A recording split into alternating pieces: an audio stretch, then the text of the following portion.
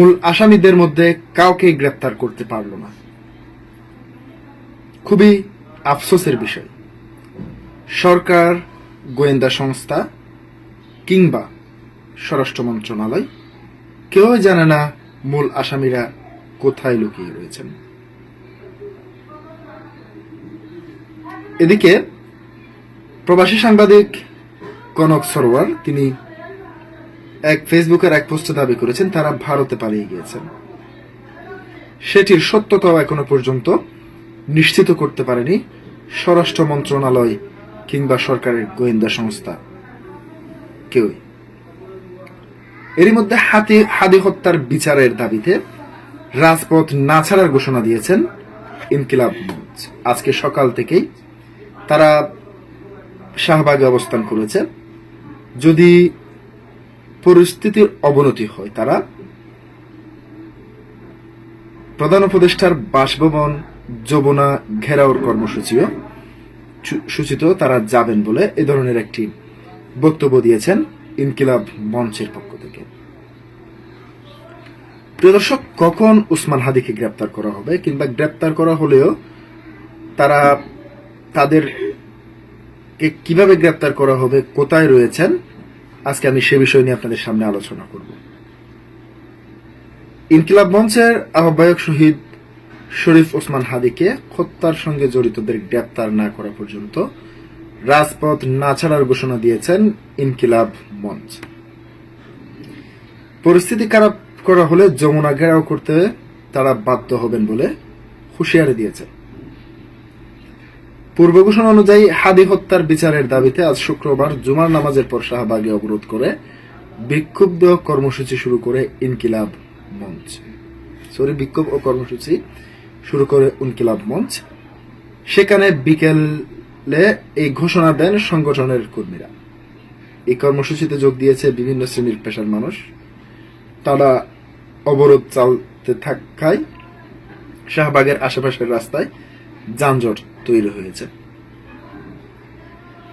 আজকের কর্মসূচিতে ইনকিলাব মঞ্চের সদস্য সচিব আব্দুল্লাহ আল জাবের বলেন, যতক্ষণ পর্যন্ত শহীদ হাদি হত্যার পিছনে যারা জড়িত, যারা পরিকল্পনাকারী, হত্যাকারী ও তাদের সবাইকে গ্রেপ্তার না করা পর্যন্ত আমরা রাজপথ ছাড়ছি না। আমাদের আর ঘরে ফিরে যাওয়ার কোনো সুযোগ নেই। আজকে শাহবাগ অবরোধ করেছি, আগামীকাল ও করা হবে। সারা বাংলাদেশ থেকে জনতা আসছে। প্রয়োজনে প্রধান উপদেষ্টা অধ্যাপক মোহাম্মদ ইউনূসের বাসভবন যমুনা ঘেরাও করার হুমকি দিয়েছেন। কর্মসূচিতে অংশ নেওয়া হাদির ভাই শরীফ ওমর বিন হাদি বলেন, সরকারের অবস্থা দেখে বোঝা যায় বিচার নিয়ে তাদের কোনো আগ্রহ নেই। ওসমান হাদির বিচারের দাবি এখন বাংলাদেশের 18 কোটি মানুষের দাবি। আমরা রাজপথে নেমেছি, বিচার না হওয়া পর্যন্ত আমরা ঘরে ফিরব না। আমরা কিন্তু আরো কঠিন কর্মসূচি ঘোষণা করতে বাধ্য হব। রাষ্ট্রের পরিস্থিতি খারাপ হওয়ার আগেই বলে দিতে চাই, আমাদের বাধ্য করবেন না ক্যান্টনমেন্ট বা যমুনা ঘেরাও করতে। তাহলে কি সেনা ক্যান্টনমেন্ট ঘেরাও হতে যাচ্ছে? সে প্রশ্নটি উঠবে। ওসমান হাদি জুলাই গণ অভ্যুত্থানের মুখ। তিনি গত বছর আগস্টে ইনকিলাব মঞ্চে গঠন করেন এবং ঢাকা 8 আসনের সম্ভাব্য প্রার্থী হিসেবে তিনি ছিলেন। অনেকদিন ধরে তিনি গণসংযোগ করে আসছিলেন। গত 12 ডিসেম্বর জুমার নামাজের কিছুক্ষণ পর রাজধানীর পুরনো পল্টনে কালভার্ট রোডের রিকশায় থাকা ওসমান হাদিকে গুলি করা হয়। তাকে মাথায় গুলি করার পর আততায়ীরা মোটরসাইকেল নিয়ে পালিয়ে যায়। পরে তাকে উন্নত চিকিৎসার জন্য সিঙ্গাপুরে নেওয়া হয়। সেখানে 18 ডিসেম্বর তার মৃত্যু হয়। গত শনিবার মানিক মিয়া এভিনিউতে লাখো মানুষের অংশগ্রহণে তার জানাজা হয়। এরপর তাকে ঢাকা বিশ্ববিদ্যালয় কেন্দ্রীয় মসজিদ সংলগ্ন কবি নজরুল ইসলামের সমাধিস্থলের পাশেই দাফন করা হয়। ওসমান হাদির খুনিদের গ্রেপ্তার ও বিচারের দাবিতে ধারাবাহিক কর্মসূচি চালিয়ে যাচ্ছে ইনকিলাব মঞ্চ। পূর্ব ঘোষিত কর্মসূচির অংশ হিসেবে আজ তারা শাহবাগ মোড় অবস্থান করেন। অবরোধে অংশ নেওয়া ব্যক্তিরা আপোষ না বিপ্লব, বিপ্লব বিপ্লব, আমরা সবাই হাদি হব, যুগে যুগে লড়ে যাব। শাহবাগ না ইনসাফ, ইনসাফ ইনসাফ। এই দেশ আমার দেশ, বাংলাদেশ বাংলাদেশ। বিচার বিচার বিচার চাই, হাদি হত্যার বিচার চাই। যে হাদি জনতার, সেই হাদি মরে না। বাংলাদেশের আজাদি, উসমান হাদি। সুশীলতার দিন শেষ, বিচার চাই বাংলাদেশ ইত্যাদি স্লোগান দিয়ে মুখরিত করে ওঠে পুরো শাহবাগ সহ পুরো এলাকা। প্রিয় দর্শক, আজকে পর্যন্তই। আসসালামু আলাইকুম ওয়া আসসালামু আলাইকুম। সুপ্রিয় দর্শক, মনোনয়নপত্র সংগ্রহে বৈচিত্র্য দেখালেন জামাত ইসলামীর সংসদ সদস্য প্রার্থী জনাব শিশির মনির। প্রিয় দর্শক, আমরা সাধারণত মনোনয়ন ফর্ম সংগ্রহ করার সময় আমরা দেখতে পাই দলের উচ্চ পর্যায়ের নেতাকর্মী কিংবা স্থানীয় প্রভাবশালী লোকদেরকে নিয়ে আমরা বিভিন্ন পার্টি কিংবা বিভিন্ন দলের প্রার্থীদের মনোনয়ন সংগ্রহ করতে দেখা যায়। এবার আমরা যে ঘটনাটি দেখলাম সেটি খুবই ব্যতিক্রমী। এর কারণটি হচ্ছে জামাত ইসলামের মনোনীত প্রার্থী ব্যারিস্টার শিশির মনির, তিনি সুনামগঞ্জ 2 আসনের মনোনয়নপত্র সংগ্রহ করেছেন এবং তিনি মনোনয়নপত্র সংগ্রহ করার সময় আমরা যে বিষয়টি লক্ষ্য করতে পেরেছি, তিনি উচ্চবিত্ত কিংবা প্রভাবশালী কোনো ব্যক্তি দ্বারা তিনি মনোনয়নপত্র সংগ্রহ করেননি এবং মনোনয়নপত্র সংগ্রহের সময় তিনি নিজে সশরীরে উপস্থিত থেকে তার সাথে ছিলেন কৃষক, বীর মুক্তিযোদ্ধা, আলেম, পুরোহিত, রাজনৈতিক শিক্ষক এবং শারীরিক প্রতিবন্ধী ও 2 ধর্মের 2 জন নারী প্রতিনিধি। মনোনয়নপত্র সংগ্রহ করে বলেন, এই বৈচিত্র্য, এই ঐক্য ধরে রাখতে হবে। বিভিন্ন শ্রেণীর মানুষের সঙ্গে নিয়ে আজ শুক্রবার দুপুরে এভাবে মনোনয়নপত্র সংগ্রহ করেন সুনামগঞ্জ 2 আসনের দিরাই শিল্পা জামাত ইসলামের প্রার্থী মোহাম্মদ শিশির মনির। তিনি সুপ্রিম কোর্টের জ্যেষ্ঠ আইনজীবী এবং ইসলামী ছাত্র শিবিরের কেন্দ্রীয় কমিটির সাবেক সেক্রেটারি জেনারেল ছিলেন। নির্বাচনের সহকারী রিটার্নিং কর্মকর্তা ও দিরাই উপজেলা নির্বাহী কর্মকর্তা ইউএনও সঞ্জীব সরকারের কাছ থেকে তিনি মনোনয়নপত্র সংগ্রহ করেন। মনোনয়নপত্র সংগ্রহের পর শিশির মনির সাংবাদিকদের বলেন, আমরা সবাইকে নিয়ে ঐক্যবদ্ধভাবে নতুন দিরাই শিল্পা গড়তে চাই, দিরাই শালপা গড়তে চাই, যেখানে সবাই যার যার প্রাপ্য সম্মান মর্যাদা পাবেন। আমরা সবাই দিরাই ও শালপায় অবাধ, সুষ্ঠু, নিরপেক্ষ ও উৎসব মুখর পরিবেশে নির্বাচন অনুষ্ঠিত হোক। সবার অংশগ্রহণের একটা অবাধ, সুষ্ঠু নির্বাচন অনুষ্ঠিত হবে, এটা আমরা বিশ্বাস করি। নির্বাচনের শেষ দিন পর্যন্ত আমরা নির্বাচনের আচরণবিধি মেনে চলব। প্রশাসনের দৃষ্টি আকর্ষণ করে শিশির মনির বলেন, প্রশাসন যাতে লেভেল প্লেইং ফিল্ড তৈরি করার জন্য সর্বদা সচেষ্ট থাকেন, কারো মনে যেন কোনো ভয় বিভীতি না থাকে। নির্বাচনের সেই পরিবেশ প্রশাসনকে সৃষ্টি করতে হবে। সবাই যেন উৎসবের আমেজের ভোট দিতে যায় এবং ভোট দিতে পারে। মনোনয়নপত্র সংগ্রহের সময় শিশির মনিরের সঙ্গে উপস্থিত ছিলেন প্রবীণ শিক্ষক ফুলিন বিহারী দাস এবং বীর মুক্তিযোদ্ধা পাণ্ডব দাস চন্দ্র দাস এবং দিরাই উপজেলা জামাতের আমির আব্দুল কুদ্দুস, পুরোহিত আশিস চক্রবর্তী, কৃষক সুশান্ত বিশ্বাস এবং রাবেয়া মুনির এবং সুষমা পাল এবং শারীরিক প্রতিবন্ধী সমরাজ মিয়া প্রমুখ। সুনামগঞ্জ 2 আসনে এবার বিএনপি মনোনীত প্রার্থী দলের জাতীয় নির্বাহী কমিটির সদস্য ও সাবেক সংসদ সদস্য মোহাম্মদ নাসির উদ্দিন, তিনি মনোনয়নপত্র সংগ্রহ করেছেন এবং নাসির উদ্দিন এখানে 5 বার জাতীয় সংসদ নির্বাচনে এবং 2 বার উপজেলা পরিষদ নির্বাচনে অংশ নিয়েছেন। অন্যদিকে শিশির মনির এখানে প্রথমবার জাতীয় সংসদ নির্বাচনে অংশ নিয়েছেন। প্রিয় দর্শক, আজকে পর্যন্তই। আসসালামু আলাইকুম ওয়া রাহমাতুল্লাহ। আসসালামু আলাইকুম। সুপ্রিয় দর্শক, দীর্ঘ 1.5 যুগ পর শহীদ প্রেসিডেন্ট জিয়াউর রহমানের সমাধিতে ফুল দিতে গেলেন দীর্ঘ 17 বছর যাবৎ নির্বাসিত বিএনপির ভারপ্রাপ্ত চেয়ারম্যান তারেক রহমান। তিনি আজ জুমার নামাজের পর তিনি শহীদ প্রেসিডেন্ট জিয়াউর রহমানের কবরে শ্রদ্ধা জানাতে যান এবং সেখানে তিনি আবেগে ভেঙে পড়েন, অর্থাৎ তিনি সেখানে অজরে কান্না করতে দেখা গিয়েছে। দর্শক, এ বিষয়ে দৈনিক প্রথম আলো যে নিউজটি করেছে সেটি আপনাদের সামনে আমি হুবহু তুলে ধরছি। ১.৫ যুগ পর বাবা শহীদ প্রেসিডেন্ট জিয়াউর রহমানের সমাধির সামনে দাঁড়ালেন বিএনপির ভারপ্রাপ্ত চেয়ারম্যান তারেক রহমান। জল ভরা চোখে বাবার জন্য মোনাজাত করলেন তিনি। লন্ডনের ১৭ বছর নির্বাসিত জীবন কাটিয়ে দেশে ফেরার পর আজ শুক্রবার বিকেলে রাজধানীর জিয়া উদ্যানে জিয়াউর রহমানের সমাধিতে যান তারেক রহমান। বিএনপির কেন্দ্রীয় নেতাদের সঙ্গে তিনি দলের প্রতিষ্ঠাতার প্রতি ফুল দিয়ে শুভেচ্ছা জানানোর পর দোয়া ও মোনাজাত করেন।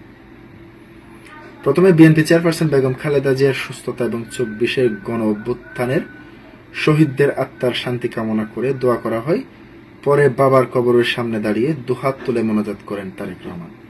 তিনি কিছুক্ষণ একা নীরবে দাঁড়িয়ে থাকেন। এ সময় তাকে চোখ মুছতে দেখা যায়। ১৯৮১ সালে তৎকালীন রাষ্ট্রপতি শহীদ প্রেসিডেন্ট জিয়াউর রহমান যখন হত্যাকাণ্ডের শিকার হয়েছিলেন তখন তারেক রহমানের বয়স ১৬ বছর।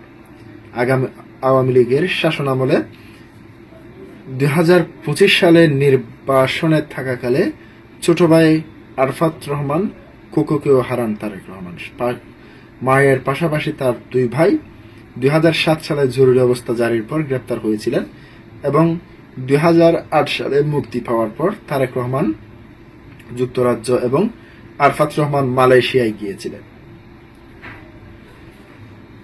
প্রিয় দর্শক, গত ছাত্র গণঅভ্যুত্থানে আওয়ামী লীগ ক্ষমতাচ্যুত হওয়ার পর ১৫ মাস পর গতকাল তারেক রহমান দেশে ফেরেন।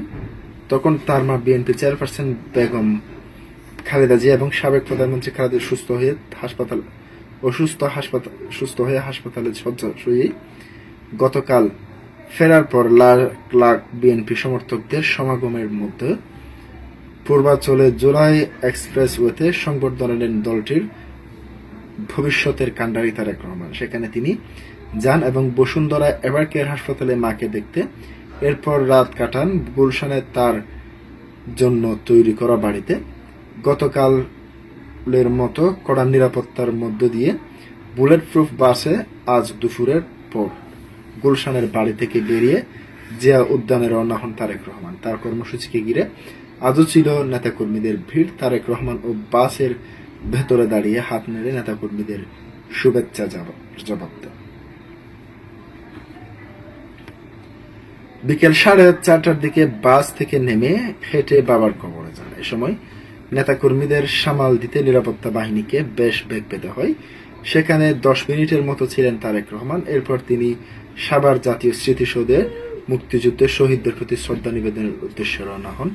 আগামীকাল তারেক রহমান ভোটার হওয়ার প্রক্রিয়া স্বার্থে আগারগাঁও নির্বাচন ভবনে যাবেন। পরে তার ঢাকা বিশ্ববিদ্যালয় এলাকায় গিয়ে শহীদ শরীফ ওসমান হাদির কবর জিয়ারতের কথা রয়েছে। আগামী 12 ফেব্রুয়ারি ত্রয়োদশ জাতীয় সংসদ নির্বাচন ও গণভোট হবে। নির্বাচনের আগে তারেক রহমান ফেরার বিএনপি নেতাকর্মীরা বেশ উজ্জীবিত। প্রিয় দর্শক, আজকে এই পর্যন্তই। আসসালামু আলাইকুম। সুপ্রিয় দর্শক, বাংলাদেশ ইসলামী ছাত্র শিবিরের নতুন কমিটি গঠিত হয়েছে। নেতৃত্বে রয়েছে নুরুল ইসলাম ও সিবগাতুল্লাহ। প্রিয় দর্শক,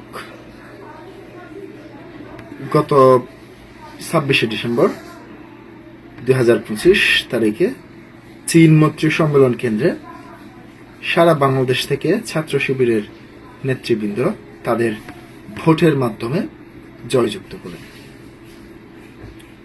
আগামী 2026 সাল পুরো ছাত্র শিবির তাদের নেতৃত্বেই সংগঠিত হবে।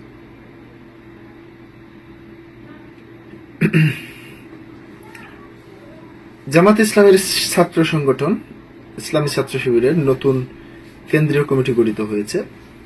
2026 সালের জন্য গঠিত এই কমিটিতে সভাপতি হয়েছেন নুরুল ইসলাম সাদ্দাম আর সেক্রেটারি জেনারেল হয়েছেন সিবগাতুল্লাহ। আজ শুক্রবার রাজধানীর আগারগাঁওয়ে বাংলাদেশ চীন মৈত্রী সম্মেলন কেন্দ্রে ভোটের মাধ্যমে নতুন নেতৃত্ব নির্বাচন করেছেন ছাত্র শিবিরের সদস্যরা। বিকেলে সংগঠনের ভেরিফাইড ফেসবুক পেজ থেকে সভাপতি এবং সেক্রেটারি জেনারেলের নাম ঘোষণা করা হয়। ছাত্র শিবিরের ফেসবুক পেজে দেওয়া পোস্টে বলা হয়, আলহামদুলিল্লাহ, 2026 সালের জন্য বাংলাদেশ ইসলামী ছাত্র শিবিরের কেন্দ্রীয় সভাপতি নির্বাচন এবং সেক্রেটারি জেনারেল মনোনয়ন সম্পন্ন হয়েছে। কেন্দ্রীয় সভাপতি নুরুল ইসলাম এবং সেক্রেটারি জেনারেল সিবগাতুল্লাহ। আল্লাহ তাআলার দ্বীনের সুমহান দায়িত্ব পালনের সহায় হন।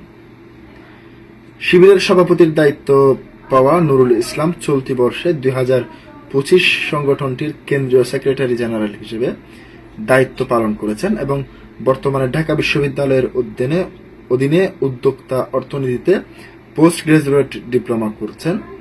এর আগে তিনি খুলনা বিশ্ববিদ্যালয় থেকে অর্থনীতিতে স্নাতক এবং স্নাতকোত্তর সম্পন্ন করেছেন এবং 2014 এবং 2015 শিক্ষাবর্ষে তিনি খুলনা বিশ্ববিদ্যালয়ে ভর্তি হয়েছিলেন।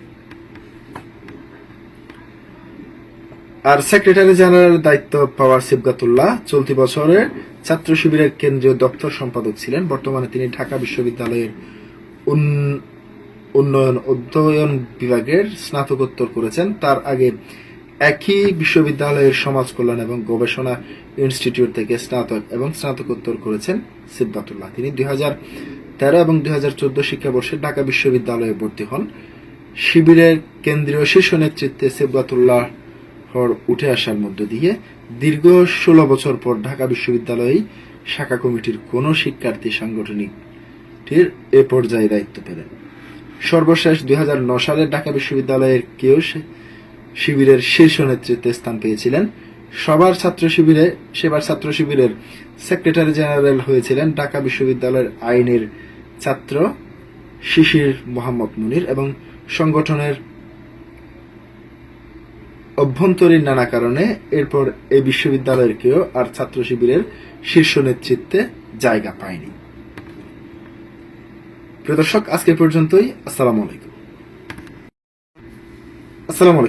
সুপ্রিয় দর্শক, 3টি শর্ত মানলে যে কোনো দল জামাত ইসলামের সঙ্গে সমঝোতা করতে পারে। এবার এই ধরনের বক্তব্য দিয়েছেন জামাত ইসলামের আমির ডক্টর শফিকুর রহমান। প্রিয় দর্শক, সারা বাংলাদেশে যখন এনসিপির সাথে জামাত ইসলামীর সমঝোতা করে নির্বাচনের বিষয়টি সামনে এসেছে, এনসিপিকে 30টি আসন সমঝোতার মাধ্যমে দিয়েছে জামাত ইসলাম এবং প্রত্যেকটি সংসদ সদস্য প্রার্থীকে প্রায় 1.5 কোটি টাকা করে নির্বাচন করার জন্য দেওয়া হয়েছে জামাত ইসলামের পক্ষ থেকে।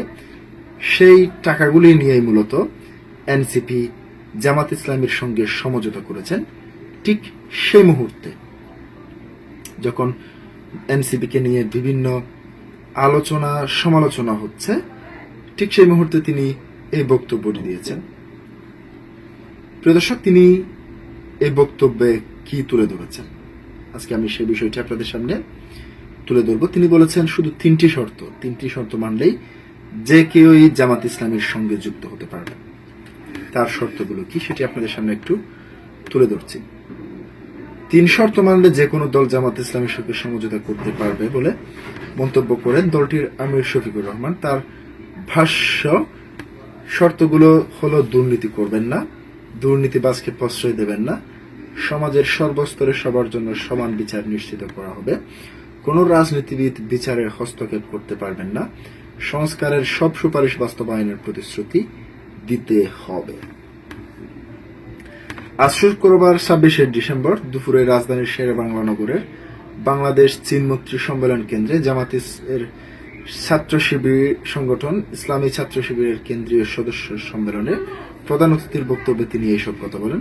ছাত্র শিবির সম্পর্কে জামাতের আমির বলেন, এটি শিবির এখন থেকে শুধু একটি সাধারণ ছাত্র সংগঠন নয়, 24-এর বিপ্লব পরবর্তী সময়ে বাংলাদেশের ছাত্র সমাজ ভালোবাসা দিয়ে এই সংগঠনকে গ্রহণ করেছে। তাদের ম্যান্ডেট দিয়ে হচ্ছে আজ ছাত্র শিবিরকে ছাত্র সমাজের অভিভাবকের দায়িত্ব পালন করতে হবে। গত 54 বছরে ছাত্রদের হাত থেকে কলম কেড়ে নেওয়া হয়েছিল বলে মন্তব্য করে শফিকুর রহমান বলেন, কোমলমতি ছাত্রদের বিভ্রান্ত করে তাদের হাতে কলম তুলে নেওয়া হয়েছিল। শিক্ষা প্রতিষ্ঠানগুলো মিনি ক্যান্টনমেন্ট পরিণত করেছিল। মেয়েদের ইজ্জত, ছাত্রদের জীবন এবং ক্যারিয়ারের কোনো নিশ্চয়তা ছিল না। সে কালো অধ্যায় বিদায় দিতে শুরু হয়েছে, কিন্তু কালো ছায়া এখনো জাতির উপর থেকে যায়নি। এই কালো ছায়া খতম না করার পর্যন্ত ছাত্র শিবিরের লড়াই অব্যাহত থাকবে। দেশ নিয়ে একটি নতুন সম্ভাবনা দেখা দিয়েছে বলে মন্তব্য করেছেন জামাত ইসলামের সেক্রেটারি জেনারেল মিয়া গোলাম পরোয়ার। তিনি বলেন, সামনের জাতিকে ঐক্যবদ্ধ করতে করে এগিয়ে নিয়ে যেতে হবে। তবে ঠিক এই সময়ের মধ্যে অগ্রযাত্রা রুখে দেওয়ার জন্য একটি ষড়যন্ত্র দেখা যাচ্ছে। শিবির তথা অধিপত্যবাদীদের ইসলামী জনতার এই সংগ্রামকে সন্ত্রাস নিয়ে আর ঠেকাতে না পেরে এখন মিথ্যাচার অপপ্রচারের মাধ্যমে জাতিকে বিভ্রান্ত করে আবারও পেছনে ঠেলে দিতে চায়। কিন্তু জাতি কোনো মিথ্যাচার কখনো বিশ্বাস করবে না। প্রিয় দর্শক, আজকে পর্যন্তই। আসসালামু আলাইকুম ওয়া রাহমাতুল্লাহ।